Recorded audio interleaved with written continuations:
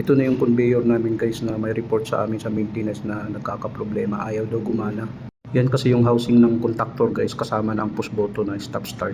Yan siya guys. So advice ko sa aking assistant na buksan, tapos nung minisure namin yung voltage, hindi nga talaga accurate ang voltage niya. Yung isa to 20 volts yung isang linya.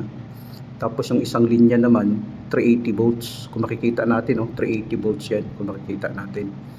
Bali yung isang linya niya guys, nagre-reading siya ng 380 volts, samantala yung iba ay 220 volts lang. So mayroong problema sa linya niya. May possibility yan yung socket niya, yung main socket niya.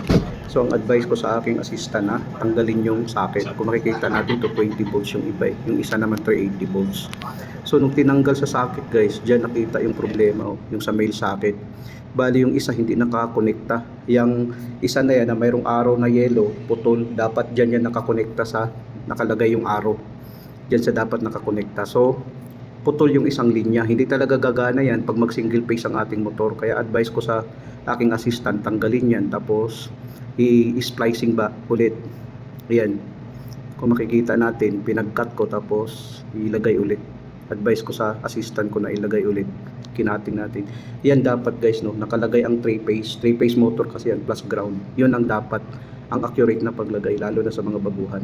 Tapos pinag-try namin on ang breaker.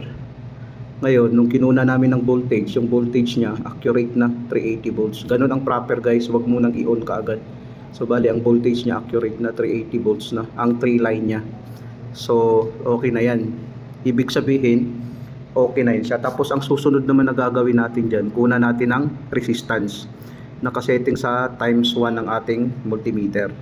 Dapat ang resistance niyan ay balance din. Dahil kung unbalance ang resistance, ibig sabihin may problema ang motor natin. So nung nire-reading natin dyan guys, balance naman yung resistance natin. Walang problema.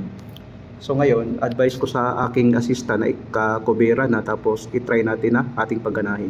Nung pinagana guys, gumana na yung conveyor namin. Yan kasi yung conveyor namin sa chicken line. Sa chicken line kasi yan yun, kung makikita natin. So pwede na magamit yan. Advice ko sa mga baguhan, ganun lang kasimple at ganun kadali kung mag-troubleshoot tayo. Dapat step by step. Pag i-off natin, namamatay din. Pag i-on naman, gagana. Kung makikita natin. Ganun lang ang technique sa mag-troubleshoot guys.